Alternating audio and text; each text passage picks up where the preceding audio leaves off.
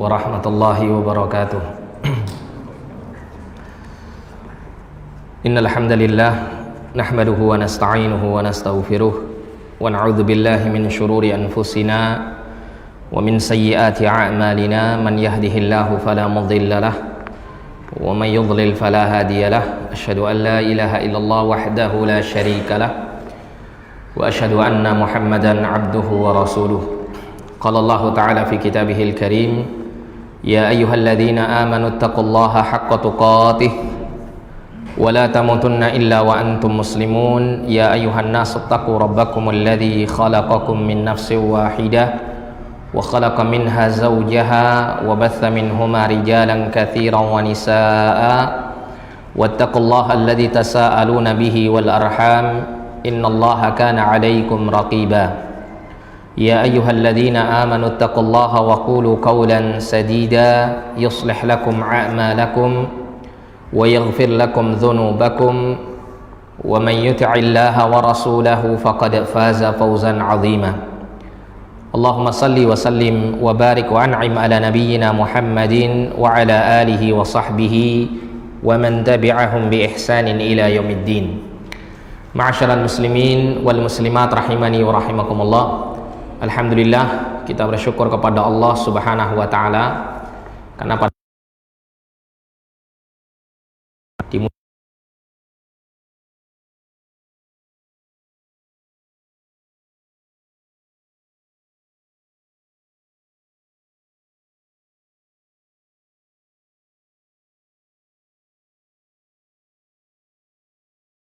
dimudahkan oleh din. Barang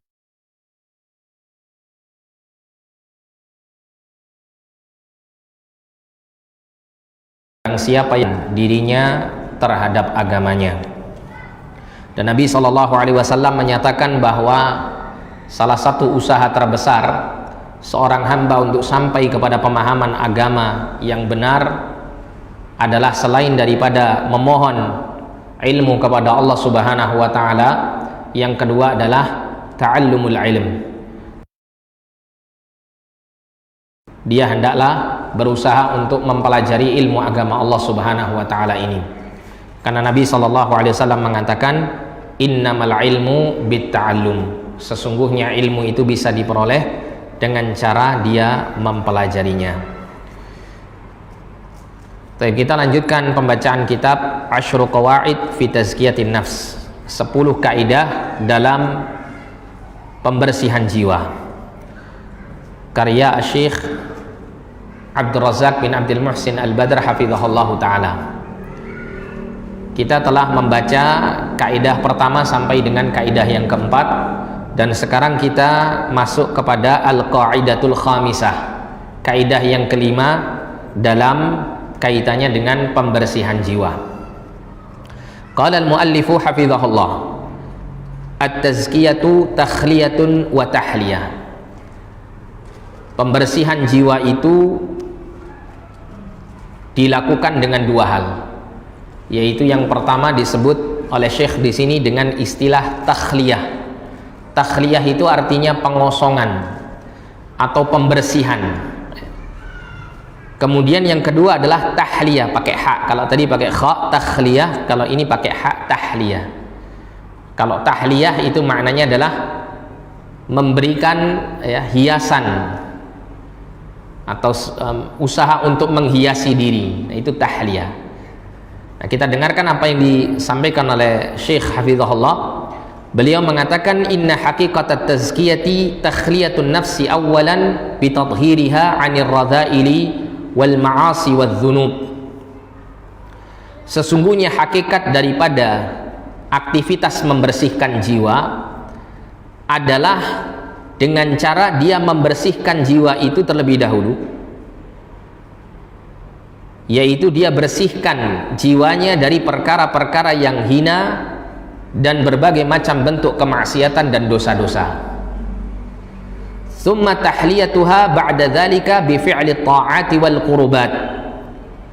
Kemudian dia berusaha untuk menghiasi jiwanya tersebut setelah dia bersihkan dari berbagai macam perkara yang hina, perkara yang kotor, termasuk perkara-perkara maksiat dan dosa-dosa. Setelah itu dia hiasi dengan melaksanakan ketaatan-ketaatan dan berbagai macam bentuk pendekatan diri kepada Allah.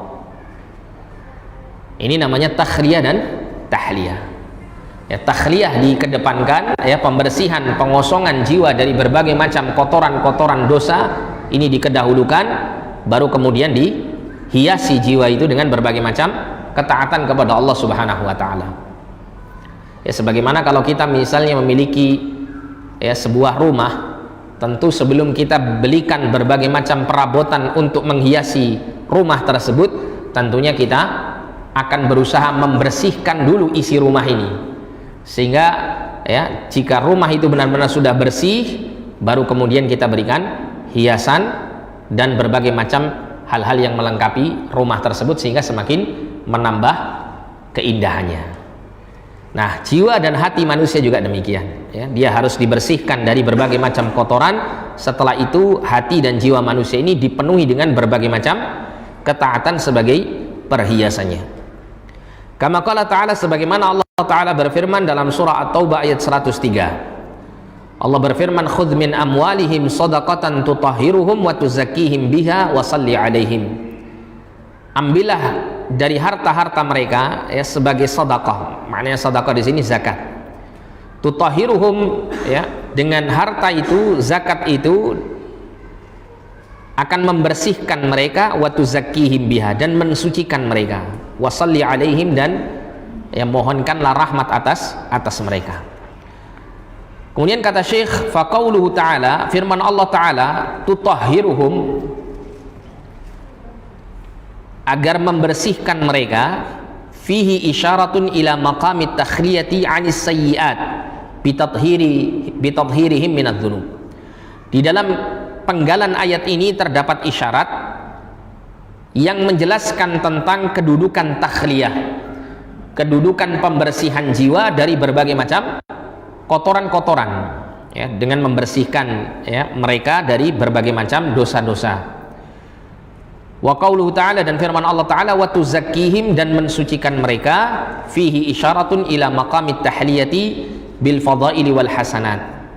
Di dalam penggalan ayat ini mengandung isyarat, ya, menunjukkan kepada maqam, kedudukan tahliyah, ya, menghiasi diri, menghiasi jiwa dan hati bil fadaili wal hasanat, keutamaan dan kebaikan. Wa taqdimut tadhhiri ala tazkiyati min babi taqdimit takhliyati ala tahliyah. Mengedepankan pembersihan jiwa dalam kaitannya dengan tazkiyatun nufus ini, ya, ini adalah sesuatu yang dikedepankan atau termasuk dari bagian mengedepankan takhliyah ala tahliyah, ya, mengedepankan takhliyah, pengosongan jiwa dari berbagai macam kotorannya, baru kemudian apa, menghiasi jiwa itu dengan berbagai macam ketaatan. Fala budda liman arada tazkiyata nafsihi an yuqli'a awwalan 'anidz dzunubi wal atham allati tufsidul qalba. Maka wajib bagi orang yang menginginkan untuk mensucikan jiwanya, untuk pertama kali dia meninggalkan berbagai macam dosa-dosa yang bisa merusak hatinya. Jadi pertama kali yang harus dia perbaiki itu adalah kaitannya dengan kebiasaan dia melakukan dosa-dosa dan kemaksiatan. Ini yang harus dibersihkan terlebih dahulu. Kemudian termasuk juga segala apa yang tuhjibu anhu nural hidayati wal iman, atau tahjibu anhu nural hidayati wal iman, sesuatu yang bisa menghalangi cahaya hidayah dan iman masuk ke dalam hati tersebut, ya, dosa-dosa itu bisa menghalangi cahaya hidayah dan iman. Oleh karena itu kalau seseorang itu, ya, dia membiasakan diri di dalam perkara-perkara yang haram, banyak melakukan dosa-dosa, maka lambat laun hatinya itu semakin lemah untuk menyerap hidayah, untuk menyerap cahaya ilmu, untuk menyerap cahaya iman, sehingga semakin redup, ya, iman yang ada di dalam hatinya. Nah, ini yang harus dikedepankan terlebih dahulu, membersihkan berbagai macam kotoran-kotoran dosa.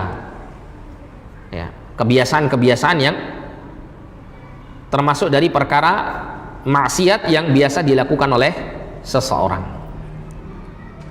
Kama qala Nabi alaihi salatu wassalam, sebagaimana Nabi alaihi salatu wassalam bersabda, innal abda idza akhta'a khati'atan nukitat fi qalbihi nuktatun sauda. Sesungguhnya seorang hamba ketika dia melakukan satu kesalahan, satu dosa, maka dititikkan di dalam hatinya itu nuktatun sauda, satu titik hitam. Fa idza huwa naza'a wastaghfara wa taba suqila qalbuhu.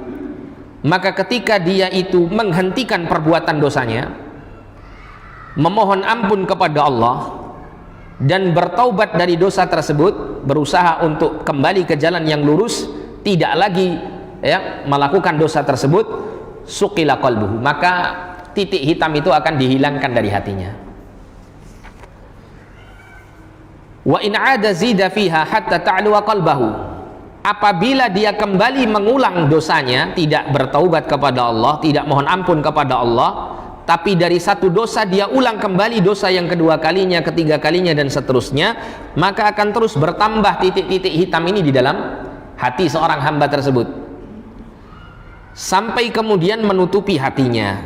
Titik-titik hitam itu sampai menutupi hatinya.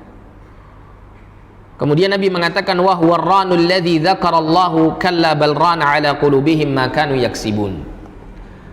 Titik-titik hitam yang menutupi hati itu, itulah ar-ran, penutup, yang Allah Subhanahu wa taala sebutkan di dalam Al-Qur'an, kalla bal rana ala qulubihim ma kanu yaksibun. Sekali-kali janganlah demikian, penutup yang menutupi hati mereka, itu adalah dosa-dosa yang sudah mereka kerjakan.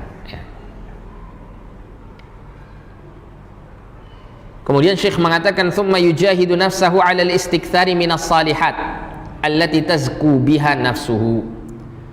Kemudian seorang hamba itu hendaklah dia berusaha bersungguh-sungguh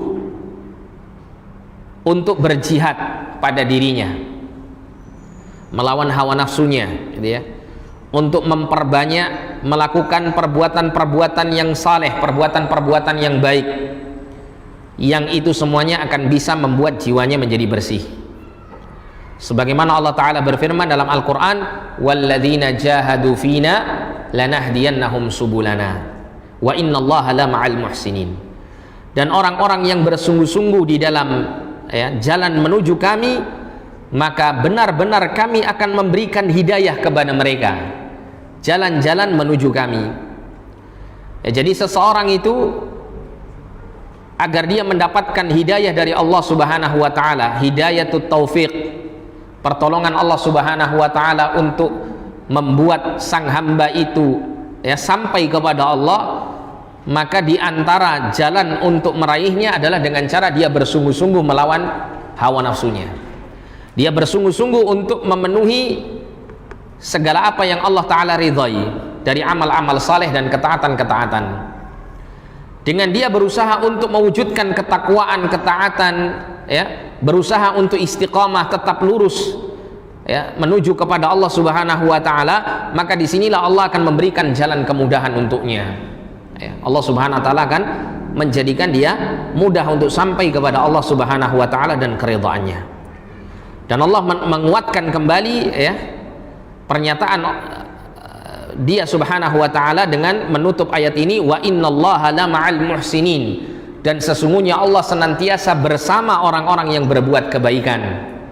Kebersamaan Allah ma'iyah khasah, kebersamaan yang bersifat khusus, kebersamaan yang Allah Ta'ala berikan khusus kepada para wali-walinya dari kalangan orang-orang yang muhsinin, orang-orang yang senantiasa berusaha untuk melakukan ihsan dalam kehidupannya, baik itu ihsan fil ibadah maupun ihsan kepada makhluk. Ihsan dalam beribadah maksudnya apa? Seperti apa yang disabdakan oleh Nabi SAW dalam hadis Jibril ketika Nabi ditanya tentang mahwal ihsan, apa itu ihsan, Nabi menjawab, al ihsanu an ta'budallah ka'annaka tarahu fa in lam takun tarahu fa innahu yarak. Ihsan itu adalah engkau beribadah kepada Allah seakan-akan engkau melihat Allah di hadapanmu. Apabila engkau tidak mampu untuk menghadirkan perasaan dan suasana hati, keadaan jiwa yang seperti ini, maka yakinlah bahwasanya Allah itu senantiasa mengawasimu. Ini ihsan dalam beribadah. Adapun ihsan kepada selainnya adalah melakukan kebaikan kepada yang lain, berusaha untuk memberikan kebaikan kepada yang lainnya. Sebagaimana diisyaratkan Allah Subhanahu wa taala dalam Al-Qur'an, di antaranya Allah perintahkan kita untuk berbuat ihsan kepada kedua orang tua. Wa qada rabbuka alla ta'budu illa iyyah wa bil walidaini ihsana. Dan Tuhanmu telah menetapkan, memutuskan agar kamu tidak menyekutukan Allah Subhanahu wa taala, agar supaya engkau beribadah kepada Allah tidak menyekutukannya. Dan hendaklah engkau berbuat ihsan kepada kedua orang tua. Nah, jika seseorang itu melakukan hal ini, maka Allah akan senantiasa bersamanya, Allah akan selalu mengawasinya, Allah senantiasa memberikan perhatian khusus kepadanya. Inilah yang dikatakan oleh para ulama dengan ma'iyatun khasah, al-ma'iyatul khasah, kebersamaan Allah kepada hambanya yang bersifat khusus. Karena Allah senantiasa membersamai seluruh hamba-hambanya secara umum. Namun ketika Allah membersamai para wali-walinya, orang-orang yang dicintainya Subhanahu wa ta'ala, maka ini tentu adalah kebersamaan yang bersifat khusus. Ada kebaikan-kebaikan yang banyak yang Allah Ta'ala berikan melalui kebersamaan Allah kepada orang-orang yang Allah Ta'ala cintai.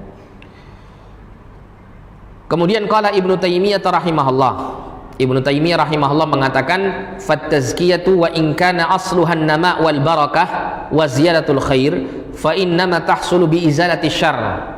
Falihada sarat tazakki yajma'u hada wa hada." Jadi at-tazkiyah, usaha untuk mensucikan jiwa, secara maknanya tazkiyah itu asal katanya itu memiliki makna an-nama wal barakah wa ziyadatul khair. Asal maknanya itu adalah an-nama, bertumbuh, wal barakah, dipenuhi dengan kebaikan dan terus bertambah kebaikannya. Kemudian beliau mengatakan fa innama tahsulu bi izalati syarr. Jadi tazkiyah yang memiliki makna bertambahnya kebaikan pada diri seseorang itu bisa diperoleh dengan cara dia menghilangkan keburukan, dengan cara dia membersihkan jiwanya dari berbagai macam dosa-dosa. Maka oleh karena inilah sarat tazakki yajma'u hadza wa hadza, maka jadilah usaha membersihkan jiwa itu akan mengumpulkan ini dan ini, maksudnya mengumpulkan kebaikan-kebaikan yang banyak sekaligus pembersihan pada dirinya. Waqala Ibnu Sa'di rahimahullah, Syekh Abdurrahman bin Nasir As-Sa'di rahimahullah mengatakan ketika beliau mengomentari firman Allah Ta'ala, balillahu yuzakki man yasha, akan tetapi Allah lah yang mensucikan siapa saja yang Allah Ta'ala kehendaki. Ibnu Sa'di mengatakan ai bil imani wal amali salih, bil imani wal amali salih, yaitu Allah mensucikan siapa saja yang Allah Ta'ala kehendaki dengan Allah memberikan iman dan amal saleh kepadanya. Jadi kalau kita ini diberikan iman, dikaruniai iman dan kemudahan untuk melakukan amal saleh, maka ini adalah menjadi tanda, insya Allah menjadi tanda bagi kita bahwasanya kita ini sedang diberikan kemudahan oleh Allah untuk meraih kebersihan jiwa. Bitakhalli 'anil akhlaqir radilah wat tahalli bis sifatil jamilah. Dengan cara dia mengosongkan diri, membersihkan diri dari berbagai macam akhlak yang tercela dan menghiasi diri dengan berbagai macam sifat-sifat yang indah, sifat-sifat yang terpuji. Nah, ini adalah aktivitas tazkiyatun nufus, aktivitas tazkiyatun nafs, pembersihan jiwa, pensucian jiwa. Dimana kalau diringkas usaha kita membersihkan dan mensucikan jiwa itu hanya ada dua hal ini. Yang pertama, kita membersihkan hati dari berbagai macam kotoran-kotoran dosa, termasuk juga kotoran-kotoran syahwat maupun syubhat.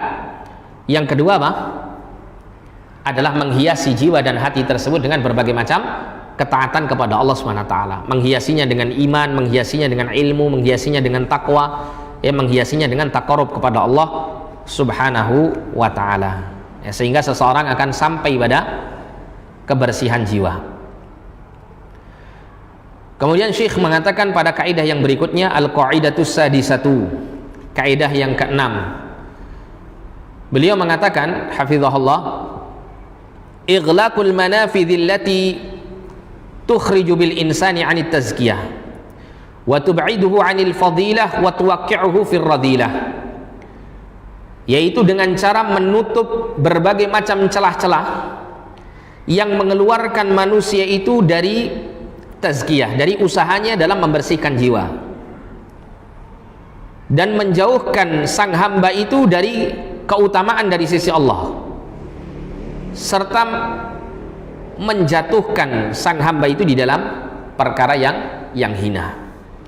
Jadi menutup celah-celah yang menjadi wasilah untuk menjadikan seseorang itu, ya, terjerumus ke dalam kehinaan dan semakin jauh dari kebersihan jiwa. Ini adalah kaidah yang keenam. Kemudian Syekh mengatakan, fayahtajul abdu hajatan masatan ila ighlaqil manafidil lati tudannisu nafsahu wa tudassiha. Seorang hamba itu membutuhkan, ya, dengan kebutuhan yang sangat kepada usaha untuk menutup berbagai macam celah yang bisa mengotori jiwanya tersebut. Wa qad duriba lana fi sunnati mathalun yubayyinu khuturata wulujil abdi fima yudayyi'u alaihi dinahu. Dan di dalam sunnah atau dalam hadis Nabi sallallahu alaihi wasallam telah diberikan perumpamaan kepada kita, ya, sebuah perumpamaan atau permisalan yang menjelaskan tentang bahayanya seorang hamba itu terjerumus ke dalam perkara yang menjadikan dia menyia-nyiakan agamanya,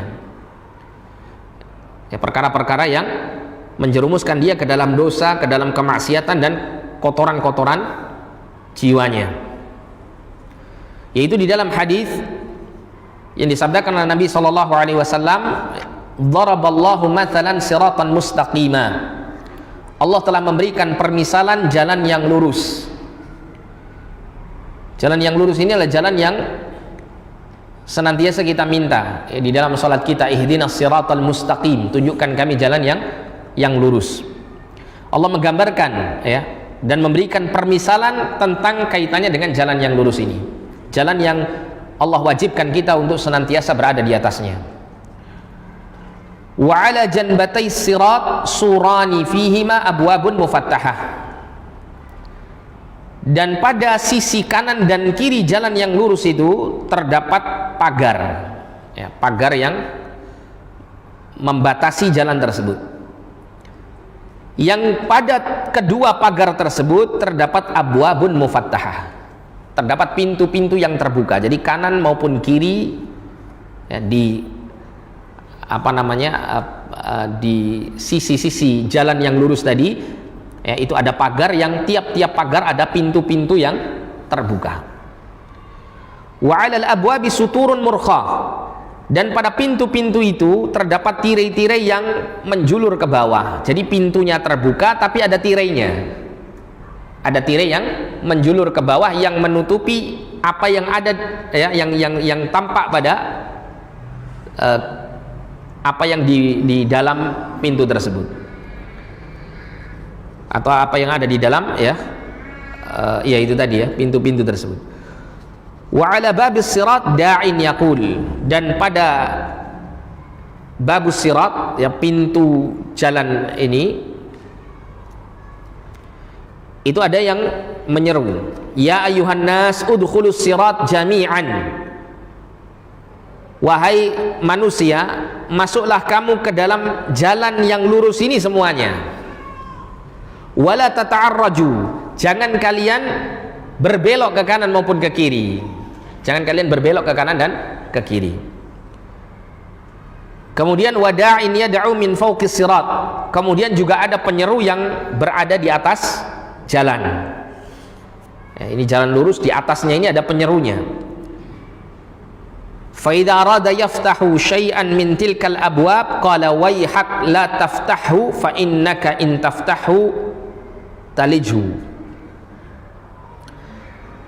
Jika ada orang yang berjalan di atas jalan yang lurus itu ingin membuka tirai pada pintu-pintu yang ada di kanan kiri jalan yang lurus tadi, maka penyeru yang ada di atas sirat, di atas jalan yang lurus itu akan mengatakan, celaka kamu, jangan kamu buka dia, karena kalau kamu membukanya maka kamu akan masuk ke dalamnya, ya, kamu akan masuk ke dalam ya, jalan-jalan yang ada di kanan dan kiri tersebut.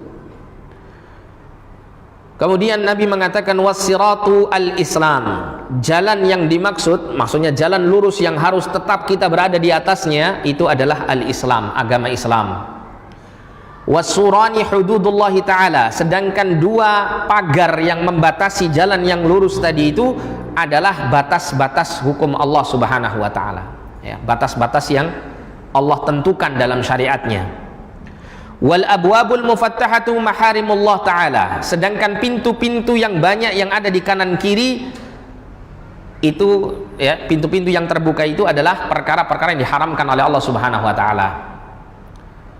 Wa dzalika da'i ala ra'sis sirati kitabullah azza wa jal, sedangkan penyeru yang berada di ujung jalan, ya, itu adalah kitab Allah. Wadda'i min fawqis sirat, sedangkan yang menyeru dari atas jalan itu wa'idhullah fi qalbi kulli muslimin, adalah wa'idhullah, ya, sebuah peringatan dari Allah di dalam hati tiap-tiap muslim, ya, peringatan dari Allah dalam hati tiap-tiap muslim. Nah, ini adalah perumpamaan yang digambarkan oleh Nabi Shallallahu Alaihi Wasallam, ya, tentang jalan yang lurus, yang menggambarkan bahwasanya ketika seseorang itu berusaha untuk tetap di atas jalan yang lurus, di atas Islam, itu mesti dia akan diuji oleh Allah Subhanahu wa taala dengan berbagai macam pintu-pintu yang banyak yang akan menjerumuskan dia, menjauhkan dia dari jalan yang lurus. Nah, pintu-pintu ini adalah perkara-perkara yang diharamkan oleh Allah, yang harus ditutup dan harus dijauhi. Ya, jika seseorang ingin jiwanya tetap bersih dan akan tetap istiqomah, tetap lurus dia di atas jalan itu, jalan yang diridhai oleh Allah, maka dia wajib untuk tidak terpengaruh dengan berbagai macam pintu-pintu yang ada di kanan dan kiri jalan tersebut, ya. Ini kalau kita ringkas, ya, seperti yang diterangkan oleh para ulama, pintu-pintu kanan dan kiri ini berbagai macam syubhat dan syahwat, berbagai macam syubhat dan syahwat. Yang keduanya ini merupakan bibit daripada berbagai macam perbuatan dosa, ya, kalau kita tidak terjerumus ke dalam syubhat, maka kita pasti akan digoda melalui syahwat. Kalau kita mungkin bisa meninggalkan syahwat, bisa jadi kita tergoda dalam kaitannya dengan syubhat, ya. Makanya kadang-kadang kita menemukan ada orang itu yang masya Allah kelihatannya, ya, kokoh dia di atas agama, ya, sehingga dia dijerumuskan oleh syaitan melalui syubhat. Akhirnya dia ekstrim dalam melaksanakan, mengamalkan agama ini sampai keluar pada batasnya, sebagaimana diisyaratkan dalam hadis Nabi SAW yang menceritakan tentang 3 orang yang datang kepada istri-istri Nabi menanyakan ibadahnya Nabi SAW. Ya, setelah dijelaskan ibadahnya Nabi demikian dan demikian, maka 3 orang ini menganggap ibadah yang dilakukan Rasulullah sangat sederhana sekali. Kemudian mereka menyimpulkan, oh ya, jelas Nabi melakukan ibadah sesederhana itu. Kenapa? Karena Nabi telah diampuni dosanya di masa yang dahulu maupun yang akan datang. Nah, maka kemudian 3 orang ini menyimpulkan untuk apa? Melakukan ibadah melebihi ibadah yang telah dicontohkan oleh Nabi Shallallahu Alaihi Wasallam. Yang satunya mengatakan, saya akan terus-menerus sholat malam dan tidak akan pernah tidur di malam hari. Yang satunya tadi mengatakan, ya, satunya lagi mengatakan, saya akan terus-menerus berpuasa setiap hari selama sepanjang tahun. Tidak ada hari kecuali saya harus berpuasa. Yang ketiga, ya, dia, ya, berusaha untuk membujang tidak akan menikahi seorang wanita dalam rangka untuk mendekatkan diri kepada Allah. Yang tiga-tiganya ini ternyata melampaui batas apa yang telah dituntunkan Rasulullah SAW. Kemudian Rasulullah meluruskan mereka, gitu ya, meluruskan mereka, ya, memerintahkan mereka untuk mengikuti apa yang dicontohkan oleh Nabi. Nabi mengatakan, ya, wa ana usolli, ya, wa ana, aku sholat juga aku tidur, wa asumu wa uftir, saya juga puasa, juga ada hari yang tidak aku berpuasa. Kemudian wa tazawwajun nisa, maka aku juga menikahi banyak wanita, ya. Faman raghiba an sunnati falaysa minni, barang siapa yang benci kepada sunnahku maka bukan dari golonganku. Nah, Nabi SAW meluruskan keadaan. Nah, ini menunjukkan bahwa tiga orang ini kalau kita perhatikan semangat sekali dalam beragama, seakan-akan tidak ada maksiat yang dia toleh, tidak ada sedikit pun keinginan untuk bermaksiat kepada Allah, tidak ada sedikit pun syahwat yang apa? Yang membuat mereka tertarik untuk melampiaskannya. Ya, tapi mereka karena saking semangatnya untuk beragama keluar dari batas yang telah ditentukan, sehingga masuknya dalam ranah syubhat. Mereka menyimpulkan sendiri yang menjadi syubhat bagi mereka, ya, menjadi sesuatu yang menyesatkan mereka. Ada lagi orang yang mungkin secara pengamalan agama, ya, dia masya Allah sesuai dengan sunnah Rasulullah, tapi dia mudah sekali tergoda dengan syahwat, ya, gampang sekali tergoda dengan syahwat. Nah, sehingga ini pun juga berbahaya bagi dia. Dan syaitan itu tidak peduli, ya, tidak peduli apakah seseorang itu terjerat dengan syahwat ataukah syubhat. Yang penting syaitan berusaha melancarkan dua serangan ini, ya, dan syaitan menyesatkan manusia itu sesuai dengan kecenderungan hatinya. Nah, ketika seseorang itu berusaha menutup pintu-pintu yang mengantarkan kepada pelampiasan syubhat maupun mengikuti syahwat, ya, nah, maka yang seperti ini adalah usaha yang terbesar bagi dirinya untuk membersihkan jiwanya.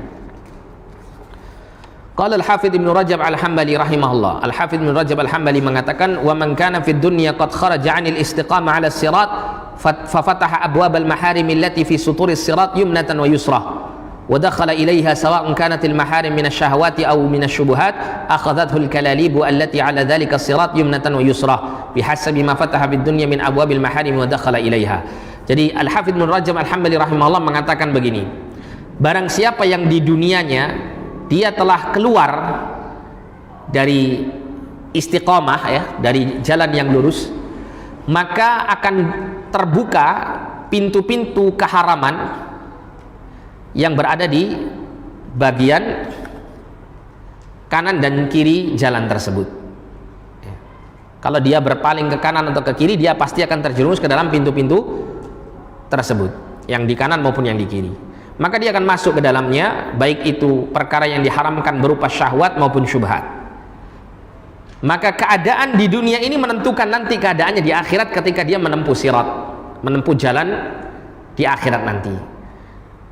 Sehingga Ibnu Rajab mengatakan akhadhatul kalalib, pengait-pengait. Jadi Nabi SAW pernah menjelaskan nanti manusia ketika melewati sirat, jalan yang sangat tipis itu, ya, ini digambarkan Nabi setipis rambut dan setajam pedang yang dihamparkan di atas jahanam yang mengarah kepada surga Allah Subhanahu wa taala.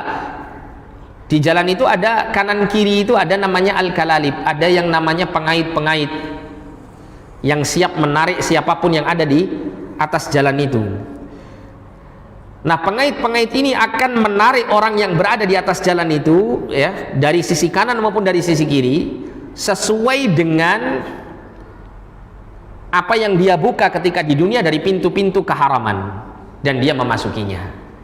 Jadi ketika seseorang berada di atas jalan Islam saat ini di dunia, ketika dia banyak sekali membuka pintu kanan dan kiri berupa syahwat maupun syubhat sehingga dia terpengaruh dan masuk terjerumus ke dalamnya, maka keadaan ini akan dirasakan siksaannya ketika dia di atas sirat menuju kepada surga Allah Subhanahu wa taala. Di situ nanti ada pengait di kanan kiri yang siap mengait dia. Ada yang dikait oleh pengait-pengait ini sampai dia jatuh ke dalam jahanam wal'iyadzubillah. Ada juga orang-orang yang dikait oleh pengait-pengait tersebut namun dia tidak sampai jatuh ke jahanam, cuman dia, ya, merasakan siksaan melalui pengait-pengait itu, ya, tersiksa dia dengan pengait-pengait tersebut. Nah, ini bihasabi amalihi fid dunya, keadaannya sesuai dengan amal perbuatannya selama hidup di dunia. Kalau dia semakin sering lurus dibandingkan belok kanan belok kirinya, gitu ya, Dibandingkan dengan terjerumus ke dalam pintu-pintu kanan dan kiri, pintu syubhat maupun syahwat, maka dia akan lebih selamat daripada pengait-pengait tersebut, ya, yang ada di dalam kehidupan akhirat. Kemudian ya, berkaitan dengan bab ini ya, Syekh kemudian mendatangkan firman Allah Subhanahu wa taala dalam surah An-Nur ayat 30. Allah berfirman, "Qul lil mu'minina yaghuddu min absarihim wa yahfadhu furujahum, dzalika azka lahum, innallaha khabirum bima yasnaun." Katakan wahai Muhammad kepada orang-orang beriman dari kalangan laki-laki, hendaklah mereka menundukkan pandangan-pandangan mereka, min absarihim itu maknanya dari sebagian pandangan-pandangan mereka. Ya, sehingga yang ditundukkan itu pandangan kepada yang haram, bukan kepada yang halal. Ya. Kalau kepada yang halal dibolehkan, tapi kalau kepada yang haram diharamkan. Wa yahfadhu furujahum, dan hendaklah mereka menjaga kemaluan mereka. Dzalika azka lahum, yang demikian itu akan mensucikan mereka. Innallaha khabirum bima yasnaun, sesungguhnya Allah Maha mengetahui terhadap apa yang mereka kerjakan. Kata Abu Hayyan Al-Andalusi rahimahullah, salah seorang mufassir ini ya, beliau mengatakan, quddima ghaddul basari ala hifdzil farji li'anna an-nadhara bariduz zina. Dikedepankan menundukkan pandangan atas penjagaan terhadap kemaluan, karena memandang itu adalah pengantar menuju kepada perbuatan zina. Ya, seseorang sebelum dia melakukan zina mesti dia pakai mata dulu untuk melihat apa yang membuat dia tertarik melakukan zina. Dia akan melihat wanita atau pria yang bukan mahramnya, ya. Kemudian dia melihat mungkin auratnya, kemudian sesuatu yang menarik hatinya untuk melakukan perbuatan zina kepadanya. Waraidul fujur, dan melihat ya kepada yang haram itu sebagai apa? Sesuatu yang bisa memancing perbuatan-perbuatan dosa. Wal balwa fihi asyaddu wa akthar, sedangkan ya musibah yang terjadi di dalamnya itu lebih besar dan lebih banyak. Jadi dikedepankan larangan untuk mengumbar pandangan kepada yang haram sebelum apa? Dilarangnya menjaga kemaluan, dikarenakan ia merupakan celah menuju kepada keharaman. Nah, di sini ada isyarat dalam aktivitas membersihkan jiwa itu, diantaranya adalah dengan cara menutup berbagai macam wasilah menuju kepada ya, sesuatu yang merusak hati, sesuatu yang mengotori jiwa. Ya. Wa qala Syekh As-Sa'di rahimahullah, Syekh As-Sa'di rahimahullah mengatakan, fa inna man hafidha farjahu wa basarahu, sesungguhnya orang yang menjaga kemaluannya dan pandangan matanya, tahura minal khabathi alladhi yatadannas bihi ahlul fawahish, dia akan bersih dari perbuatan keji yang mengotori orang yang melakukan perbuatan keji. Wa zakat a'maluhu, dan akan ya, bersih amalnya, bisa babi tarkil muharram, dengan sebab dia meninggalkan perkara yang diharamkan. Alladhi tatma'u ilaihi nafsu wa tad'u ilaihi, yang mana perkara yang diharamkan itu sangat disukai oleh hawa nafsu manusia, dan senantiasa terus ya hawa nafsu ini mengajak untuk melakukan perbuatan yang haram ini.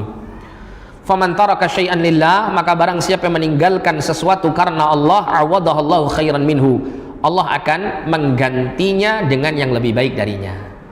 Jadi kalau seseorang meninggalkan yang haram karena Allah, maka Allah akan mengganti yang lebih baik dengan yang halal. Oleh karena itu ada sebuah keterangan ya dari beberapa para ulama menjelaskan, kalau seseorang itu memilih kepada yang haram, misalnya ya, dengan contoh misalnya seorang lelaki itu suka melihat wanita-wanita yang diharamkan untuk dia lihat, maka Allah akan mencabut kelezatan pada kedua matanya ketika melihat yang halal dari pasangannya. Ya, oleh karena itu seseorang itu mungkin ya salah satu faktor utama dia melakukan zina, atau istilahnya orang sekarang itu selingkuh atau semacamnya gitu ya, di antaranya adalah karena kurangnya dia menjaga pandangan mata dari melihat wanita-wanita yang haram untuknya. Ya, kalau seandainya dia bisa menjaga kedua matanya, maka dia akan melihat istrinya adalah satu-satunya wanita yang paling cantik. Ya, seperti ada seorang yang tinggal di negeri Yaman menceritakan ya, Pernah saya baca sebuah dialog antara penuntut ilmu orang Indonesia dengan orang Yaman ya. Itu orang Yaman menceritakan bahwa di negeri Yaman, memang di negeri Yaman itu Pak, para wanitanya itu kebanyakannya itu menutupi aurat dengan sempurna ya. Jarang ditemukan ada para wanita itu keluar rumah itu tidak menutup aurat ya, menutup aurat dengan sempurna, bahkan sampai menutup wajah mereka dengan cadar mereka ya. Sehingga apa yang terjadi ya, mereka para lelaki di sana memandang istrinya adalah wanita tercantik di dunia karena dia nggak pernah lihat pembanding yang lain, meskipun mungkin yang lain lebih cantik bisa jadi kan gitu ya. Tapi apa? Karena dia nggak pernah melihat wanita yang lain selain istrinya, maka dia akan terus melihat istrinya sebagai wanita tercantik. Itu salah satu hikmah yang sangat tampak dan sangat logis sebetulnya. Ya. Artinya di sini ketika seseorang itu memilih yang halal, meninggalkan yang haram, Allah akan jadikan yang halal itu nikmat buat dia.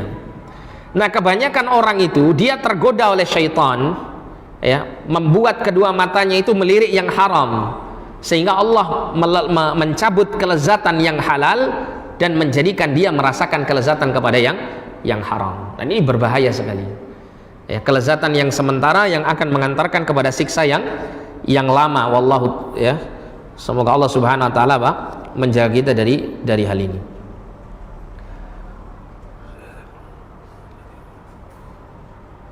Walidha kana min husni islamil mar'i tarkuhu ma la ya'ni. Oleh karena inilah ya, di antara baiknya kualitas Islam seseorang itu adalah dengan cara dia meninggalkan apa yang tidak bermanfaat untuknya ya, apa yang bukan urusannya, apa yang tidak memberikan faidah kepadanya, yaitu min fudulil kalam. Di antaranya seperti fudulul kalam, berlebih-lebihan dalam berbicara, wan nazar ya, berlebih-lebihan dalam memandang, wa ghairi dzalik, dan yang lain-lain.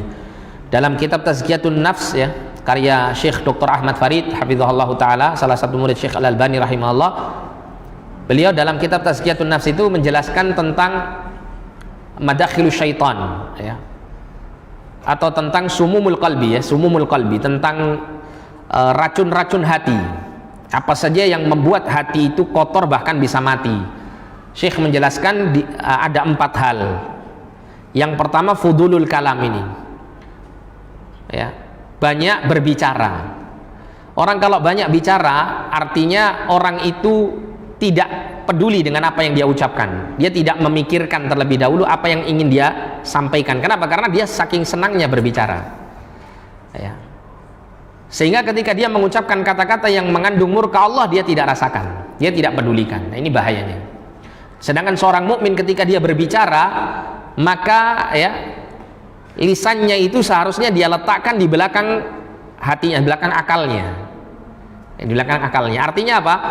Lisan tidak berkata kecuali akal terlebih dahulu mencernanya, apakah perkataan yang akan disampaikan itu adalah sesuatu yang benar, sesuatu yang baik, ataukah sesuatu yang dimurkai oleh Allah Subhanahu wa taala.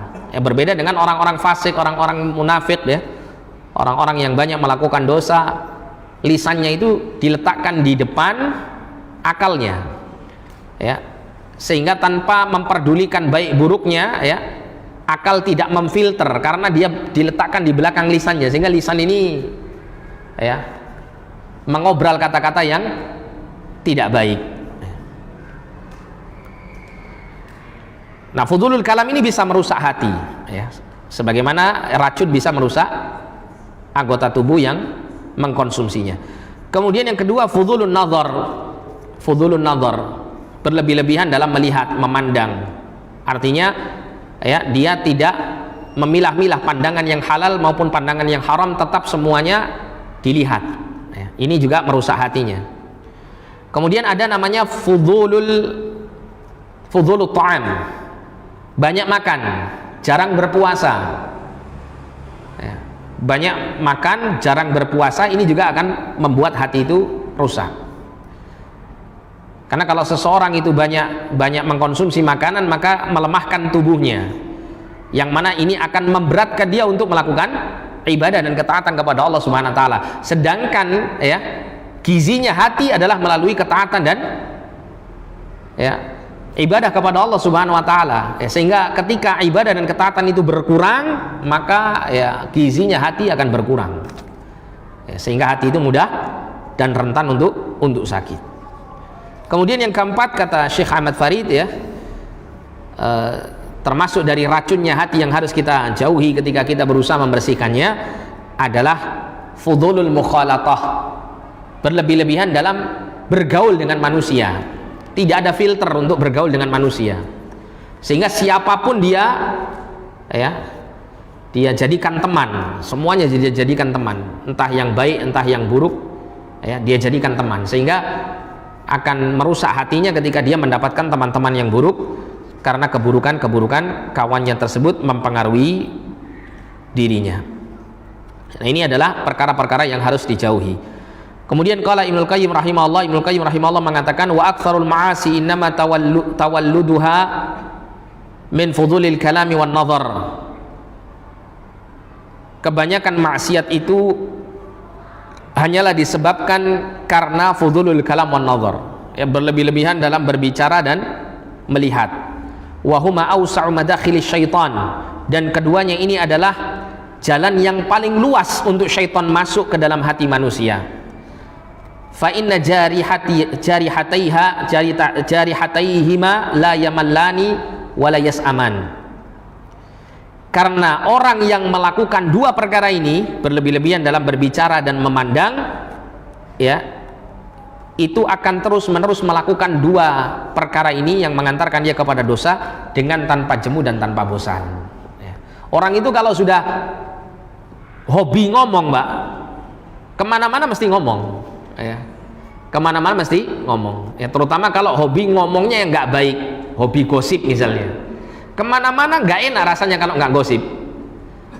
Hobi adu domba misalnya, kemana-mana ya mesti dia akan, ya, melakukan namimah, adu domba, ya. Termasuk juga ketika seseorang itu berlebih-lebihan dalam memandang, ya. Dia nggak akan pedulikan yang dia lihat apakah haram ataukah halal, yang penting membuat dia nyaman dan merasa lezat hatinya, ya. Dia tidak peduli apakah yang dilihat itu haram apakah halal. Sehingga yang berkaitan dengan fudulul kalam wan nazar ini bisa mengantarkan seseorang kepada keruhnya hati. Fayanbaghi 'alal 'abdi an yakuna 'aqilan kayyisan fayas'alallaha 'azza wa jalla sabra wan najah. Maka hendaklah, ya, seorang hamba itu menjadi orang yang berakal, yang cerdas, ya, maka hendaklah dia memohon kepada Allah azza wa jalla kesabaran dan keselamatan. Wa yaqta'a kullat turuqil mu'diyati li dhiya'i nafsihi wa fujuriha. Dan adalah dia memutus tiap-tiap jalan yang mengantarkan kepada, ya, menyia-nyiakan jiwanya dan menjerumuskan jiwa itu ke dalam dosa-dosa. Fadinul 'abdi ra'su malihi, maka agama seorang hamba itu adalah modal utamanya. Wa fi diya'i khasaratud dunya wal akhirah, dan ketika menyia-nyiakan agamanya maka itu adalah bentuk kerugiannya di dunia maupun di akhirat. La siyama fi zamanina alladhi waqa'at fihi al-fitan wa 'ala an-nasi ka waqa'il matar. Terutama di zaman kita sekarang ini, yang mana berbagai macam fitnah, ya, ujian-ujian keburukan itu terjadi pada manusia seperti turunnya hujan. Ya, kita tahu bahwa di masa kita sekarang ini, ya, tidak ada seorang pun yang lepas dan terbebas dari fitnah. Sekuat apapun dia berusaha meninggalkan satu fitnah, maka dia bisa saja terjerumus pada fitnah yang lain. Kenapa? Karena fitnah-fitnah ini, ya, terus menerus, ya, berdatangan kepada tiap-tiap hamba Allah Subhanahu wa taala di masa kita sekarang seperti apa? Lebatnya hujan yang turun. Wan fatahat fihi abwabus syubuhati wasyahawat ma'a hadhil ajhizatil haditha. Dan terbukanya berbagai macam pintu-pintu syubhat maupun syahwat bersamaan dengan adanya sarana-sarana teknologi modern saat ini, ya, dengan adanya HP, ya, dengan adanya internet dan seterusnya. Ini, ya, banyak apa? Membuka pintu-pintu syahwat maupun syubhat. Wal mawaqi'il masybuhah, termasuk juga situs-situs yang tercela, ya, banyak situs-situs internet yang mengantarkan kepada syubhat, juga mengantarkan kepada syahwat yang terlarang. Wal baramij al munharifah, Demikian pula acara-acara yang menyimpang, ya, acara-acara televisi, acara-acara internet dan seterusnya yang mengantarkan kepada kesesatan. Hatta saqat katsiran minan nasi ilal ghiwayah, sampai mendorong banyak dari manusia itu, ya, untuk menuju kepada al-ghawayah, kepada kesesatan, kepada penyimpangan. Wasarafathum 'anil hidayah, dan memalingkan mereka dari jalan hidayah. Nas'alullah al-afiyah, kita mohon kepada Allah keselamatan. Tapi wallahu a'lam bishawab. Insyaallah untuk al-qaidatus sabi'atu, kaidah yang ketujuh, kita akan baca pada pertemuan yang akan datang biidznillah taala. Kita cukupkan sampai di sini. Ini sudah isya, Pak, ya? Sudah, ya. Tapi kita tutup dengan doa kafaratul majlis, kurang lebihnya saya mohon maaf. Subhanakallahumma wa bihamdika asyhadu an la ilaha illa anta astaghfiruka wa atubu ilaik. Sallallahu ala nabiyyina Muhammadin wa ala alihi wa sahbihi wasallam. Wa akhiru da'wana alhamdulillahi rabbil alamin wa lafu minkum. Wassalamu alaikum warahmatullahi wabarakatuh.